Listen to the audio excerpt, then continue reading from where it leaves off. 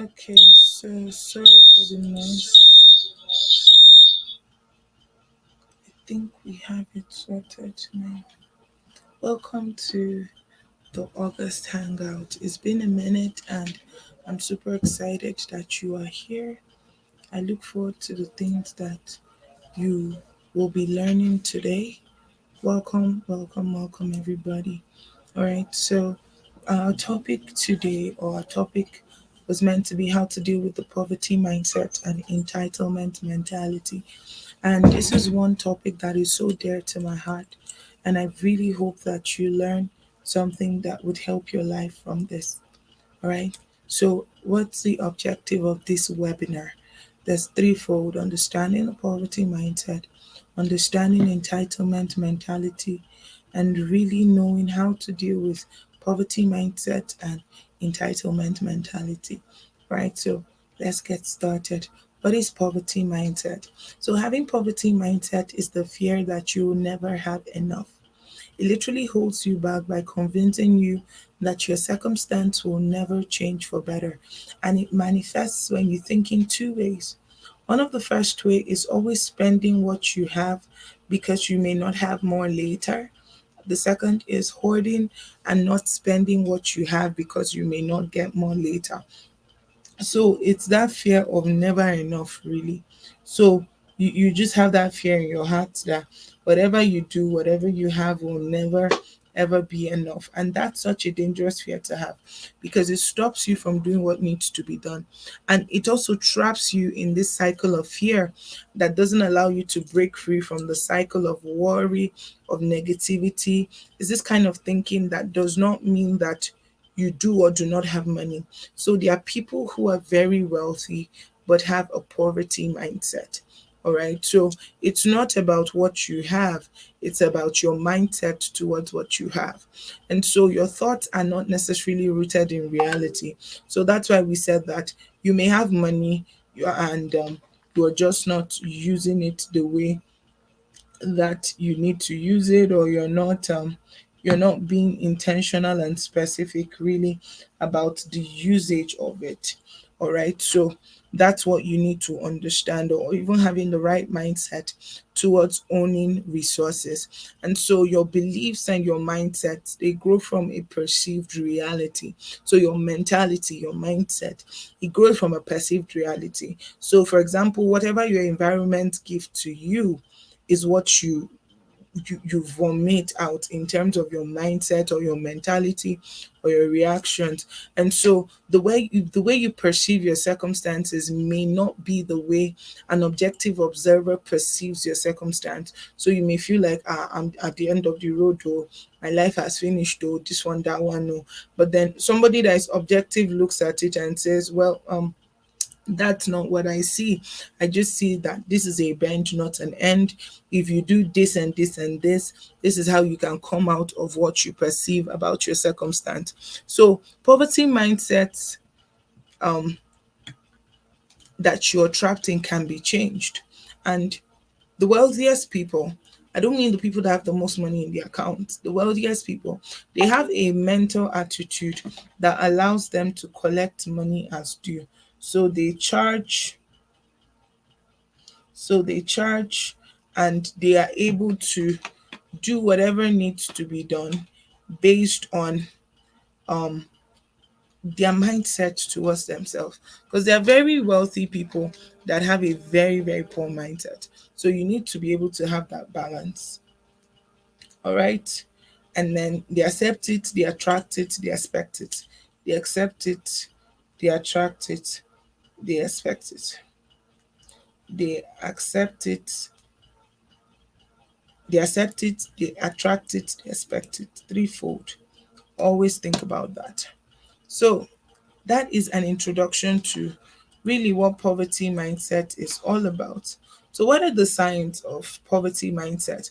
Just like if somebody has fever and has bitter taste in their mouth and this, you can conclude that this person has malaria. In the same vein, when somebody has poverty mindset, there are certain things that they do, there are certain things that they say, there's a way they posture themselves, a way they answer that makes you see, oh, this person has a deep poverty mindset. What are the things that they do? Number one, they lack ambition. They struggle to create abundance in their lives and often limit their dreams and their goals. They don't make plans. They find it difficult to create or think about a better future for themselves. And they tend to settle for whatever is offered. So the first offer is always a good offer for them until they settle.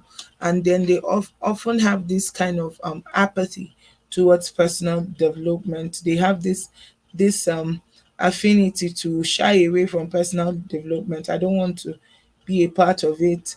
I don't want to be close to it. They don't have interest. There's no concern.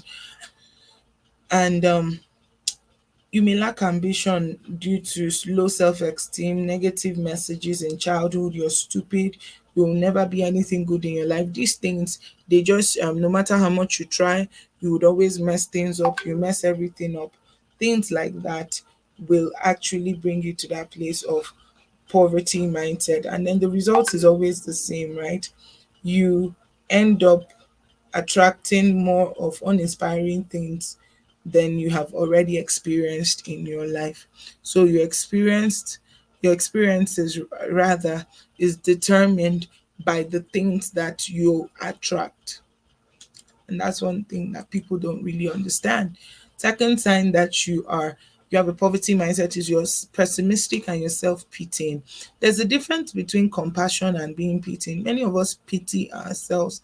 We're not compassionate. You're hard on yourself and then you pity yourself and then you never make any progress. Compassion means you accept your deficiency and you're willing to work towards it. But pity means that you see your deficiency as an excuse to stay grounded, stay where you are, and never do better. And so we're most times kept in this place, and we need to work better so that we can see better results. So, to be clear, we find it difficult to deal with bad things that happen to us. Like I said, it's not a bad thing to feel. In fact, your feelings can promote your growth and push you towards lesson to help you create a better future. But with poverty mentality, keep asking yourself, why me? Am I the only one in the world? Am I a spoon? Am I a this? Am I a that? Am I a that? Always putting yourself in a place where you are consistently pitiable without making any effort towards you getting better, towards you becoming better, and just towards keeping you in that space where you are dependent on the thoughts and the opinions of people consistently. And that's expecting negativity all the time. Oh, that went wrong. What else could possibly go wrong? I'm just waiting for the next thing that would go wrong. That consistent pessimism and self pitying. And number three is being deeply jealous. When you look at someone that has a rich mentality and a poor mentality, experts from research show that poor people are filled with intense jealousy. Their God when is filled with this pessimism of it should be me. Why is it not me? Why is it this person? We do not sincerely compliment people.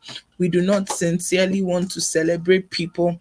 Our desire to celebrate people is tied more to our desire to sincerely belittle them sometimes or just make them feel it could be me, it should have been me. Why is it not me? And so that's the mindset that we project every time that we have this poverty mindset. So we're constantly comparing ourselves with others. We want what they have and we believe that they don't deserve what they have. And you find that you are jealous of everybody that you meet. It's like a pathological envy. I'm using a medical term because pathological means that it's consistent every time it's there. So it's pathological envy. Like you just feel like I can sing better than this person. So why is this person earning more? I can talk better than this person. I can do this better than this person. And while it's okay that we get jealous now and again, a person whose emotional life is defined by jealousy will always fail to manifest anything good. Number four, making decision based on fear. A poor mindset is primarily driven not just by jealousy, but also by fear. So even when you exercise yourself, you just feel like, oh, my back is against the wall, I cannot do this, I will not be able to do this, I'm going to fail at this anyway. And so you focus so much on trying to avoid bad things and protecting yourself from harm than concentrating on getting good things and welcoming positivity into your life. So while you are ruled by fear, right? And it's causing you a huge amount of strain, and your body is constantly producing stress hormones. You're under this never ending cycle of anxiety. You're always anxious about something. When you come out of this, is this, is this, is this, and then there is hardly ever sparing a thought at your own potential, and it's dangerous. Dangerous, I say. Number five, you focus on what you don't have, not what you do have. And I find this even growing up as children in African homes, we get taught that you remember when you do one wrong thing and that's all everybody remembers, and then every other thing that you've done well, nobody can seem to remember it. Well, that is reflecting in poverty mindset, because you focus so much on what you don't have. I don't have money, I don't have this, but you have friends that could give you money. Maybe not all the money you want, but at least enough to tide you by, right? You have the right relationships. You know who to ask. You know who to talk to. You know the people to build with, right? So the point of it is that you are not lacking in everything. You are not lacking in everything. So um the focusing on what you don't have instead of what you have is a major sign, and it accompanies jealousy, because when you think about what you don't have, your mind begins to wander to all those things that you yearn for, and you see people that you are supposedly better than having them. So you must train your thoughts. When you train your thoughts on what you have, you attract more luck to your life. But when you train your thoughts to be excited about what you do have, you find that you attract more to yourself. So, how do I go from a scarcity or poverty mindset to an abundance mindset? Number one, drop negative language and words. Stop speaking the language of poverty. One of the way that we know that we're growing is that our language changes. So what you say changes, what you say changes. And then when you begin to remove negative references to wealth from your vocabulary, many of these things may be from your childhood, from your family, from your environment, from your community, right? This one is not for people like us. We could never afford that. Money does not grow on trees. Um, that is their father. That is the reason why they have what they have, and all of that. When you begin to live towards that mindset and towards that consciousness of lack, lack, lack, lack, lack, and you begin to play the role of the victim all the time, you can't control or shape your own financial destiny, because when you change your language, it shows whether you can or will be able to achieve the abundant future you desire. Number two, focus on what you have. Stop looking for what you don't have. While you may not have it now, you will have it later. So be grateful for what you have. Be excited for what you have. Focus a lot about what you have, right? Scarcity mentality sees limitations, an abundance mindset sees opportunities. Okay, I may not have this and this and this, but I have this, so I can do this. All right. So turn your thoughts around and be like, I have a marketing experience, I have this, I have that. Celebrate yourself, celebrate what you have. Move from that place of self wallowing, self pitying to self excitement, self celebration. Be excited when you see yourself. Be excited when you see yourself. Oh, wow, I'm a very intelligent person. I am the best of the best. I am this, I am that, I am that, I am that, I am that. Celebrate yourself sincerely. All right. And then surround yourself with people. Okay, sorry, change your view of wealth. Change your view of wealth. So how you see wealth itself is also vital in breaking poverty. So you need to go from viewing money from the perspective of someone who lacks it and fears that lack, to the perspective of someone who welcomes money and expects to receive it. So I'm looking at my phone, not waiting for my creditor to send me a message. I'm looking at my phone, excited for a business alert, a business contract, something that would earn me money in 7 zeros, in 6 zeros. I'm excited. And then have all these visualization exercises. You can just see yourself, picture money, picture resources, picture yourself calm and confident, okay, that you're able to do this stuff stresslessly. All right, associate finances with opportunities, with growth, with well-being.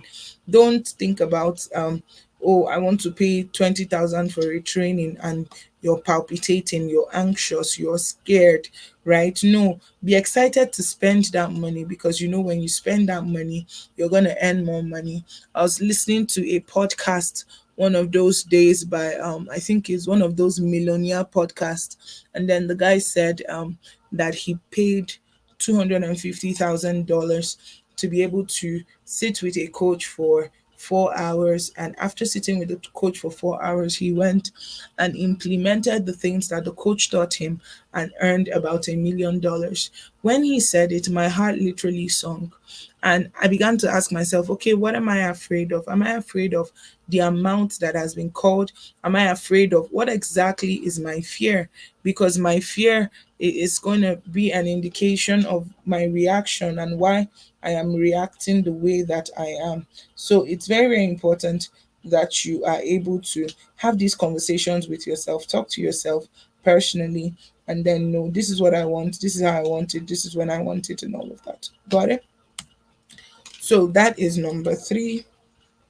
Let's move on to number four. Surround yourself with people that have abundant mindset. Be very careful the people that have your ears. Who has your ears matters. Those in your circle, they really, really, really matter. No, so one of the ways to evaluate it is how do they think about the cup? Is it half full or half empty? How what's their perspective? How do they see things? When you tell them things, are they like, this is not possible, or this is the end of the road, why would you do something like that? Is that their reaction, or are they looking for how can we do this better, how can we get better? Tony Robbins said something, and I literally had to quote it. He said the quality of a person's life is often a direct reflection of the expectations of their peer group, of their circle. So what's the expectations of your circle? What's the expectations of the five closest people in your life, whether it's your friends, whether it's your mentor, whatever it is? You must be able to be clear about that, because it's very important to be firm on your perspective. It's extremely important to be firm on your perspective. Very, very important, right? Create win-win situations. Scarcity mindset believes that if this person wins, I lose. If this thing happens, I lose. You're always looking for ways that you lose. You know, what if this happens? What if this does not happen? What if I lose? What if I don't do well? What if I this? What if I that? So you now begin to look for opportunities where it's a win-win situation. Okay, if it doesn't go on according to plan, I still win. If it doesn't go the way I thought, I still win. Right? You're looking for a sense of accomplishment. You're always looking for a way to be better in your personal, in your professional life. You're listening without judgment or censorship. You're saying, okay, even if I don't get this, I'm getting feedback that will help me get better. I remember I applied for something and I was disqualified for it. And so I sent an email back thanking them for their feedback, and then asked them, okay, I know that you said that I didn't do well, but can you tell me what I did, and how I could do better for next time or another interview? And the person sent me feedback. And with that feedback, I applied for another opportunity and I got it. So you have to learn to begin to realize what a win-win situation is for you, and begin to look at your life that way so that you see that you're winning. Also learn to relax in form of meditation, reading, listening to music. Relax. And in fact, I want you to just pause this video right now and write out 5 things that are important to you, 5 things that you cannot do without, 5 things that will help you become, 5 things that will help you grow, 5 things that will help you live, 5 things that will help you. Just listen and know it. What are your 5 things? What are your 5 things? What are the 5 things that you can do when you're tired? What are the 5 things that you can do when you need to recalibrate? What are the 5 things that you need to do when you need to reboot? You need to be able to learn it, because whatever triggers anxiety will keep you away from wealth. Train your mind to recognize opportunities. Whenever you begin to focus on a particular thing, you can lose sight on other things in front of you. And so if you believe I can't do it, I can't do it, you will not be able to do it. So try to train your mind to lose its focus and expand its awareness, right? Ask yourself, if you had all the time and all the money in the world and knew you couldn't fail, what would you be doing? That would begin to open your mind to things that is possible for you. Now I want you to once again pause this video and answer that question in the chat. I want to see it right now. Like, if you had all the time and all the money in the world and knew that if I tried this thing I would not fail, what would you be doing right now? Ask yourself that question. Think about it. What would you be doing in terms of a career? What would you be doing in terms of the kind of life you want to live? What would you be doing in terms of the kind of friendships and the relationships that you have? What would you be doing in terms of, as a believer, for example, the gospel that you're preaching and you're living? What would you be doing? It's very, very important that we answer these questions, because until we answer them, it would be a fail. All right, and then plan to achieve your goals. Don't just um don't just think about your goals that way. Like, plan to achieve your goals. Take particular steps that will birth goal achievement, right? Let your goals be achieved. Let your goals be achieved. I want you to be able to win. I want you to be able to thrive. I want you to be able to achieve your goals. And part of achieving your goals is your ability to begin to make concrete plans, the smart goals that you have. You need to move away from the victim position. Stop viewing yourself as someone who is a victim, and begin to create plans that makes you more active instead of reactive. Begin to make plans that, if you have a large goal, for example, don't feel intimidated by the idea of the plan. You can break it down into small plans. For example, I want to lose weight. I want to lose 100 pounds of weight.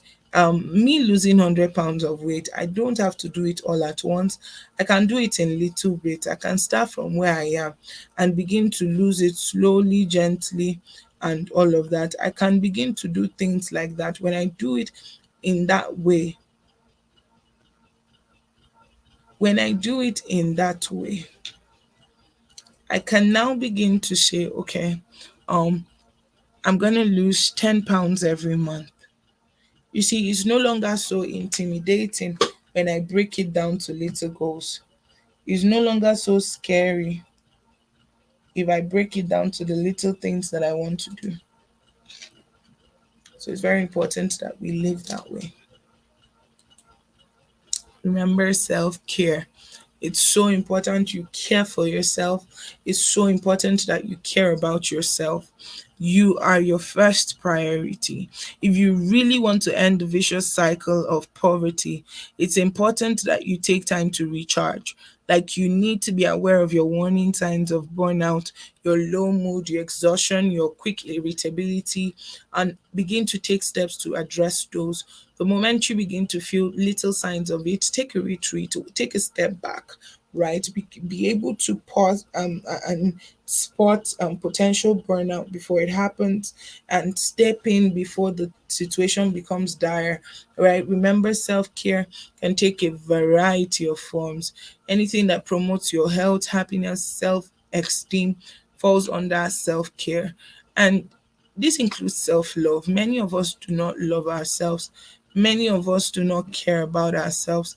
Many of us do not think well for ourselves. And it's so, so, so, so terrible and scary. We must be able to actually, like, care for yourself. Think about yourself.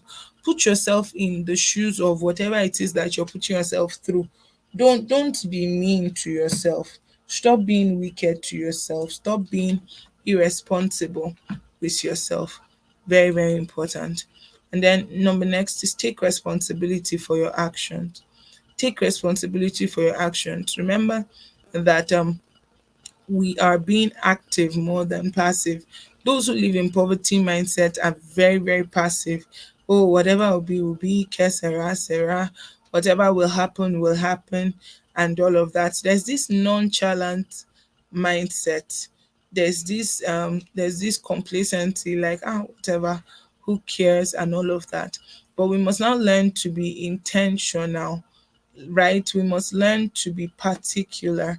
We must learn to put ourselves to work. We must learn to stretch ourselves. We must learn to not allow ourselves to be hindered by the situations around us. Become proactive. Become proactive. Become very proactive about your thoughts, proactive about your life. Become very, very, very proactive. Don't just be complacent, be proactive. Know what you want, know how you want it, know what you're willing to do for it, and be responsible. See yourself as the boss of yourself, and begin to see, okay, how am I going to do this, how am I going to do that, what am I going to do, how am I going to do it, and begin to own your own mistakes, learn from them, learn from your negative experiences, and let your lessons lead you towards abundance. This is something that you'll miss out if you don't learn. If you're always waiting for free, you're always waiting for done for you will never learn responsibility if you don't step up. Be accountable for your own life. Number 11, don't give up. Don't ever give up. You may be tired, but take a step back, refresh, reboot, recalibrate, retreat, come back, but never give up. Never ever give up. Number 12, which I believe is the last one, is live a life of gratitude. Oprah said something: if you look at what you have in life, you always have more. If you look at what you don't have in life, you will never have enough. Always learn to be grateful. Lord, I'm grateful. I may not be where I should be or where I want to be, but I'm better than where I used to be. Oh, right now I'm looking for 3 million naira, but the times where I was looking for 5 million, you provided for me. And so I'm grateful for that provision on that level. I'm grateful that I had that provision, right? I'm grateful for that supply. And so I may not have the 3 million I need right now, but I'm grateful for the 5,000 I have that can meet a need in my life. I'm grateful for the 2,000 I have that can meet a need in my life. You see, when I become grateful over these little things, it makes it easy for me to be able to access more, because my life is full of this gratitude for the simple things. Then we move on to entitlement mentality. What is it all about? In one sentence, you owe me.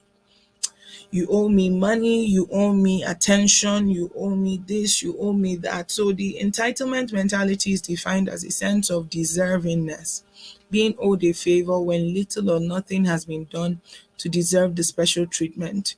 The you owe me attitude. People with the sense of entitlement thinks, oh, the rules don't apply to me, I'm special, I'm different. And it's a narcissistic personality trait. Now, there's a difference between you owe me and favor, right? The favor of God is very different. Like, I'm looking at my life and I'm like, oh, the favor of God is at work. But if I believe that people have to do things for me because because I'm me, because I deserve it, because I'm worthy of it, then that's a different thing altogether. But when I begin to see the favor of God as I'm not qualified for this thing, it's just the favor of God that brought me here. That's a different mindset. That's a different perspective. That's a different picture. So your entitlement mentality can be from the environment you grew up in. If you grew up poor and then somebody is giving you money, taking care of you, doing nice things for you, you can say things like, well, this person owes me anyways. After all this money that they are spending, right? All this money that they are spending, all this money that they are using, all these things that they are doing, and all of that, right? You begin to you begin to say things that are not right. You begin to say things that are not right.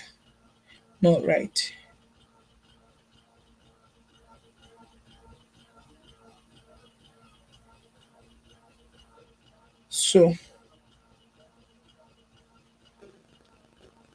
begin to say things that are not right. Begin to say things that are wicked. Whoa, I'm the best person here. Why did they not choose me? Why are they not thinking about me? Why this? Why that? Why this? Why that? You need to just begin to realize that you are not entitled to people's time. You're not entitled to people's attention.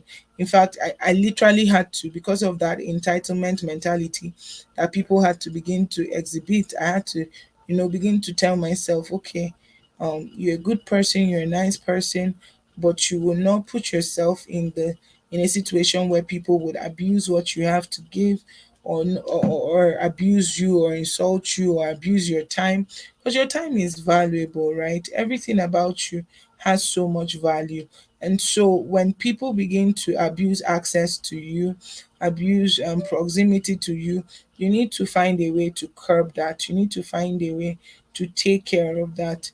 You need to find a way to literally just get to that place where you understand that,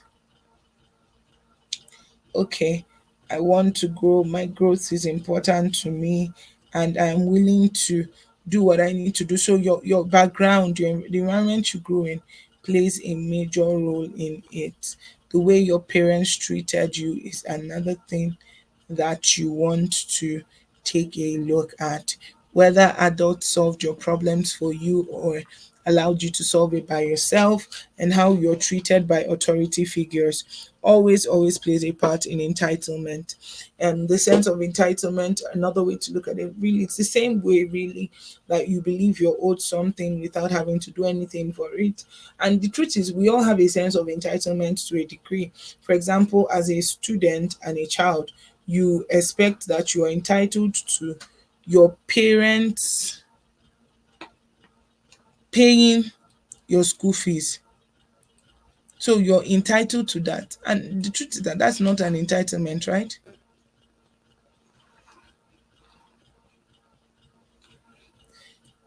They can choose not to pay your school fees. You will not beat them. You will not beat your parents and say that, my parents, they did not. No, you can't. Can't be your parents.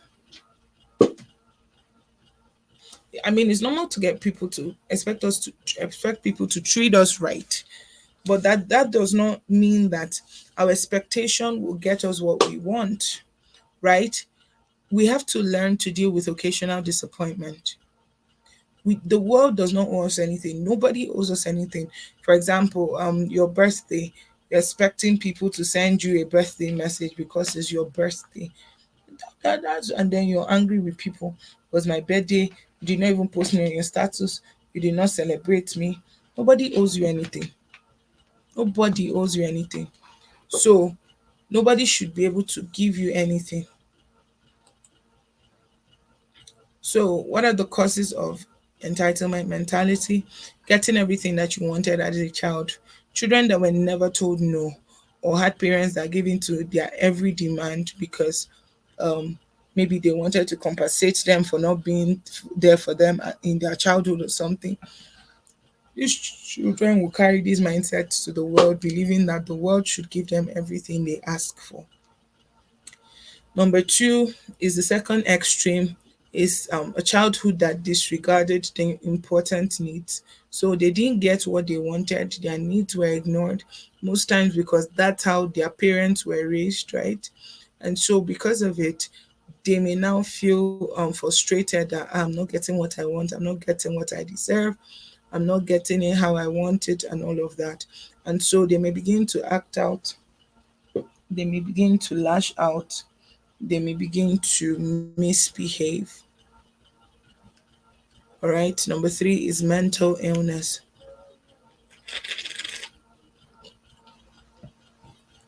Like I said, it is a narcissistic personality. And While not everybody that has an entitlement mentality is narcissistic, most people who are narcissistic feel entitled. Now, there is a cycle of entitlement, and this cycle is a three steps vicious cycle. So, when you're entitled, you're always vulnerable to the threat of unmet expectations because you're expecting people to do this and they never do it. So that vulnerability of an unmet expectations. And then number two, when your expectations are met, it can lead to dissatisfaction and other emotions like anger and a sense of being cheated. And when you're distressed trying to solve the situation and console yourself, um most of your reassurance will reinforce your entitled behavior. They don't see my value. I'm going to go to a place where they see my value. There are times, yes, where we need to walk away from relationships where our value is not seen, our value is not recognized. We need to walk away from those places. That's fine and good. But there are sometimes we must learn that you can't always get your way. You can't always have what you want. For example, right now, I want to be in the Bahamas, lying on the bed, right? Lying on the bed and drinking wine, right? That's what I want to be doing. However, I don't have that right now. I have to record videos and meet up to engagements that I've not met up to in time past or I've not been able to catch up with in time past. Is it your fault that I wasn't able to catch up? No. But that doesn't mean that I will not meet up. I'm not entitled to a vacation because I finished a big conference and everything, right? There's no entitlement. So I take every day as it comes and celebrate each day, living each day like it could be my last. Signs that you're dealing with somebody that is entitled. Number one, they think the rules don't apply to them. They believe that they are more important than everybody else and they would disregard any rules that hinder them from getting what they want. So they won't follow directions on how to complete jobs. They would disregard waiting their turn. Um, I remember when I was in Canada, right? And people would literally walk in and it's like, oh, I'm in a hurry, I'm in a hurry. And everybody in the line will be like, so does that mean we're not in a hurry? Right? That mindset of my own hurry is more hurried than everybody's hurry. Terrible mindset, really terrible mindset. So it happens a lot in Nigeria. You believe, oh, I'm not worthy of standing in a queue. I shouldn't stand in a queue. I deserve to be attended to quickly. I deserve to be seen to quickly. Number two, they feel they deserve the best without earning it. So many entitled individuals, they don't want to believe that they need to earn things. They want top positions at work the first day they're hired and don't want to work their way up the ladder.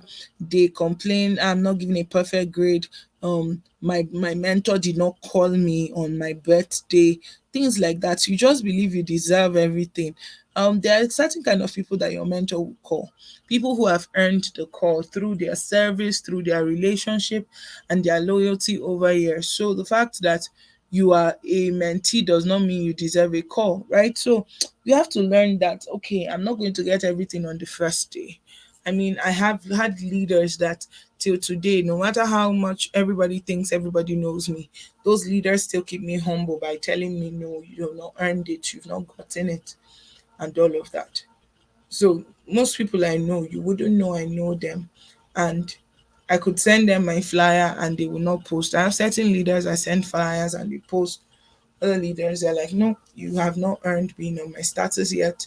And I'm like, I just sent it to you to show you, not to post on your status. But they will still tell me so that if I had any illusion of a possibility, it would die quickly. Number two, they don't like being told no. They throw a temper tantrum. Every time you tell them no, they will bully, they will threaten, they will throw tantrums. I'm sorry, I will change, I will do this, I will do that.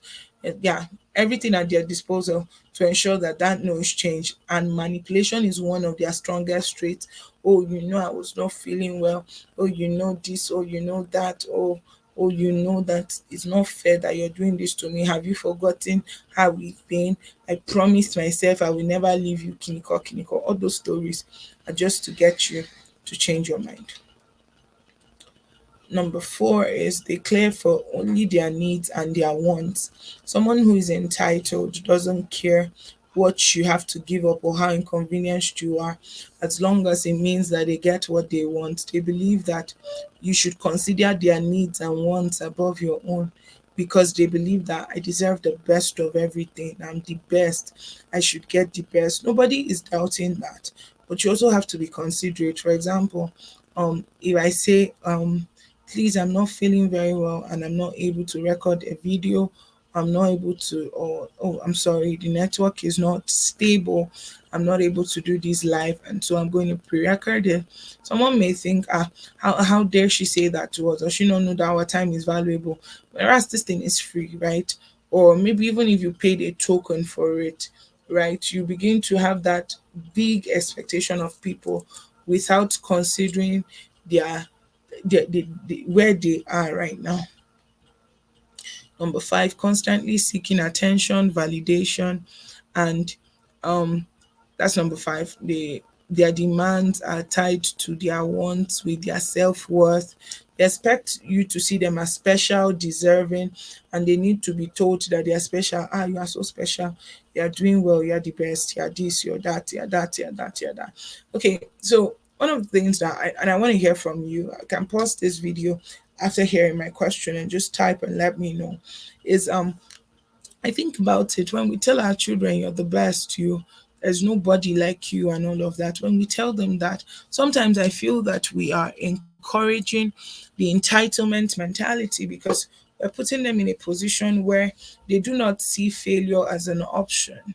And while that is good, that is also dangerous, because on the day that they fail, they will not see failure as an event, but they will see it as an identity. So I want to hear from you how you think that our reaction to wealth and to money would be able to put people in this position where they are feeling depressed, alone, and frustrated because of a no, and because of a validation that did not come. All right? So go ahead and pause and tell me about it while I go on to number six. Number six, entitled people love pity parties. Cut them off in traffic, they're going to yell and talk about it for 3 weeks. How could somebody treat them with such disrespect? How could somebody talk to them that way? How could somebody do this? How could somebody do that? How could somebody? Left, right, and center, they just feel entitled to everything. Everything. That's super, super, super dangerous. And then they will belittle others if they don't get their way. They will tear you down verbally, they will tear you down mentally, they will tear you down every way that they possibly can to ensure that they will get their way. They will tell everybody who wants to listen, did you see what this person did to me? Did you see how this person did it to me? Did you see how this person hurt me? Did you see how this person dealt with me? Did you see how this person disappointed me? Everybody who can listen should listen to how terrible of a person that you are. Very bad attitude. Number eight, they will sabotage another person's success to win. Entitled people believe that they are not above sabotaging another person's success if it means they come out on top.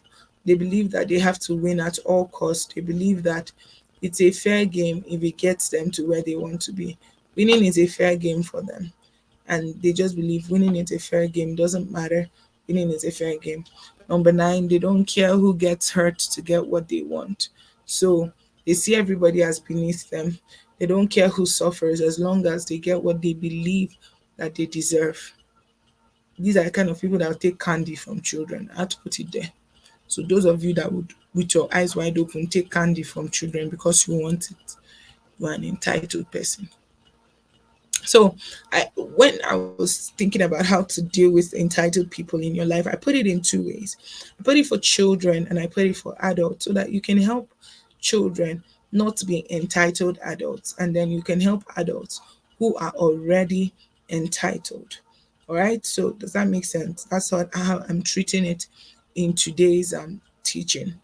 Don't worry, we're almost done. I know this is a long one, but I intentionally am taking my time to ensure that you get what needs to be gotten. All right. So children are born wanting people to meet their needs and wants. But as they grow, it's important that you help them understand that they can meet their own needs and not expect the world to do it for them. And that things that you may do for them as their parents, the world does not owe them. So, how do you teach them? Number one, teach them the necessary skills, teach them empathy, to think about other people and to consider other people, teach them perseverance.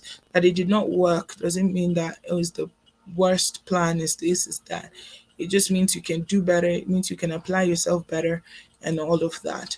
Um, Teach them that gratitude, to be thankful for what they have and thankful for what they do not have, right? Because sometimes our thankfulness is limited to just the things that we have, but we must also learn to be thankful for what they do not have. um Teach them to give to others without the expectations that they will get back. Then number two, make them earn things. I know of parents that make their children pay rent from 18, maybe not the full rent, but a certain amount, to make them see that the world does not owe you anything and us, your parents, don't owe you anything. And get them to do chores and tie them to certain things that they want and to get it done. If they don't do what is required, then they don't get what they want. Don't give in and don't argue. Many of us begin to argue with children. Be the adult, be the mature person, tell them how it is, and don't sit bickering with them trying to argue. Teach them money skills like saving for what they want. Don't be quick to buy them things because they asked for it. Let them learn the art of waiting so they can value it. Number three, show how privilege expands responsibility. Now, show them that um, people that have higher positions have greater responsibilities. So, if your child something wants something like a pet or a later curfew, produce a way to show them that they can handle the responsibility. If they want to stay out later, give them a set amount of time that they would be able to show that, okay, if I'm gone by this time, I can come back by this time and all of that. If they don't succeed, start the process all over. Don't just give in and say, oh, they tried. No, the world will not give in to you because you tried. Let them learn disappointment. Let them learn the discipline of no, right? And then, so how about adults? Adults that are entitled, I listed some 8 ways to help them. We're coming to the end closely, so follow me. Number one, don't nourish it. Number two, don't give a hand out, give them a hand up. Number three, practice assertiveness. No, I'm not doing this. Number four, set boundaries. Set boundaries. It is very important that you set boundaries. Number five, don't get caught up arguing. When you argue, it means that you're telling them that, oh, I can be coerced into thinking this. I can be coerced into doing this. I can be coerced into everything. I can be coerced. I can be coerced. I can be coerced. I can be coerced. Don't think that you can be coerced. Don't agree to the fact that you want to be on this level or on that level. Nope. You must be willing to learn that, okay, I'm not going to be coerced. I'm not going to be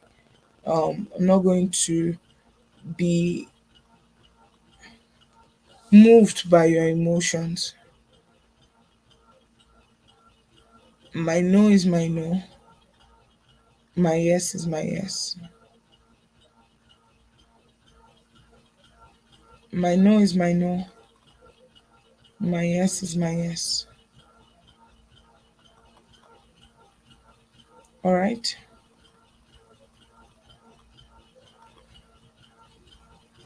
Number four, five or six, call them out with respect. Call them out with respect.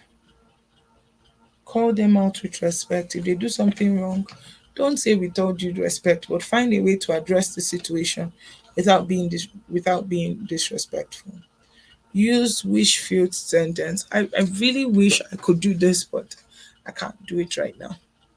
Don't make promises because entitled people will hold your promises and milk it for all it's worth. And then in extreme cases, you may need to completely cut ties with an entitled person. You may just need to cut ties with them. Completely, completely cut ties with them. And those are in extreme cases, right? So, how do I overcome a sense of entitlement? How do I overcome a sense of entitlement? Number one, stop comparing yourself with others. Remember that you're unique. That's if you're the person that is entitled. Stop the comparison. Take times to think about the things you want to achieve. Make a list of the things you're willing to do to make it happen. Don't be discouraged by temporary setbacks. If you fall, get up and go again. The feeling you get from accomplishing a goal on your own is going to be much greater. With willpower and determination, you can achieve what you desire to achieve. And then number two, do something because it's the right thing to do, not because you expect to be rewarded. Try and look at things from the other person's perspective. Sometimes people giving, they get drained giving you. So try to look at it from the other person's point of view and make doing things simply because they are right. Right? Make just do things because they are the right thing to do. Period. Number three, don't live in the past. Number four, treat others with respect, compassion, and gratitude. Number five, celebrate the successes of others even when you feel like a failure. Never stop learning. Failing is not the end of the world. Mistakes were made to be corrected next time. So you can do better, you can live better, you can achieve more. The ball is in your court. So at this point, you can send in your questions to kingmakersacademy234 at gmail.com. Kingmakersacademy234 at gmail.com. And I can do another video. I can do another video telling you all about how to answering your questions anyways. I can do another video answering your questions. Kingmakers Academy 234 at gmail.com. You can send in your questions, and if you would like a copy of my PowerPoint, you can also request for it as well via this email, and it will be sent to you. I just want to say that yep. So a couple of things. There's another free webinar. That means like 3 months of free webinars. Wow, that's very lucky. Free webinar, positioning yourself for your next level, mental revamp. This is going to literally change your life. I want to help you live a limitless life and see limitless possibilities. The 1 day free webinar is going to be on September 11th. The link to register will be posted on your group at the end of this link that will be posted for you. There's another course, the Joseph's Company School of Entrepreneurship. If you're a business owner, if you own a business, if you have a business, this will be a great course for you to tap into and get into. Really, really will be a great one. There is a mind blowing lineup of courses that will be taught, and then we're going to have seasoned business owners come in and have live with us. We're going to have live question and answer sessions as well outside of that. So be a part of it. It's for 3 months. September, October, November, December, 4 months actually, and it's only for 25,000 naira only. And then after that, the price goes up after September. Remember, you can pay twice to be a part of it. If you're interested, reach out to the course admin and let them know. Also, send us an email letting us know. But don't be quick to book yet. I have a special deal for you at the end. All right. So I have a special deal for you at the end. So that's for following through to the end. You get a special offer from me. Now, there's 21 days of recalibration. It's beginning tomorrow, the 1st of September. And so you get to be a part of it for 5,000 naira only, and you get amazing things from daily podcasts and accountability posts to weekly video content towards recalibration and towards the next question and answer with a surprise guest, 30 minutes clarity session with a KMGA team member, and it could be me, Rejoice Azuka. And you get a summary of my three current reads. So there are three books I'm reading right now, and I want to summarize them for you and give them to you for free. So I want to summarize them, and you should be a part of it. You should be a part of it. I tell you for free, you want to be a part of this. Yep, you don't want to miss this. Anyways, there's the mindset retreat, limitless life. For those of you that have been to our first three mindset retreats, I can tell you for free that our retreats are designed to change your life. They are designed to change your life, and every feedback from all our retreats has been a hit back to back.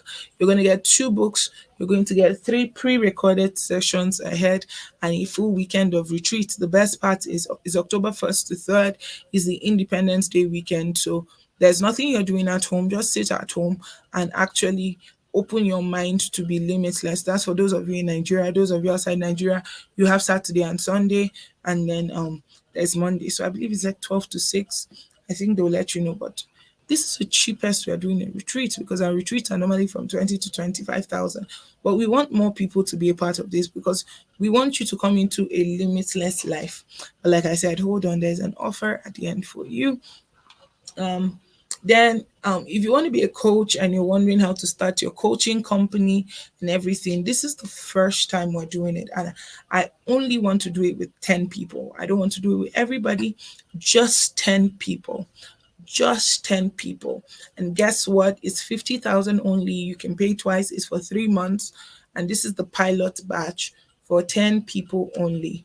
10 people only. When I get my 10 people, the doors are closed. And it has 8 weeks of teaching, 1 month of internship with KMGA, plus a customized blueprint on how to start your coaching company. So this is all for 50,000. By the way, I will literally work with you to choose your coaching niche and help you brand your coaching company. This is something that people pay $2,000 for me to brand for them, but I'm going to do it for 50,000 naira only. So, with all these exciting offers, I'm going to give you, if you choose to take advantage of everything, comes up to 100,000, 30 plus 5 plus 10, 45 plus 50, 95. Okay, two offers. If you decide to take advantage of all of it, I will give you all of it for 60,000 instead of 95, and you can pay twice. To take advantage of all that I've offered, I will give you at 60,000 instead of 95. Second available offer that I have for you. The first two people to pay for Kingdom Coaches can get in for 40,000 instead of 50. And then if you want to take advantage of the Joseph Company recalibration and mindset retreat, I will let you pay 25,000 naira for it. So that's my offer for you. If you want to take any of these offers, send a message to Fumi Odugbesan, or you can also take advantage of it by sending us an email. You have 48 hours to do so. You have 48 hours to take advantage of this offer. So after 48 hours, this offer expires, and we're back to where we started. Anyways, yeah, that's what it is, where we are. See you soon.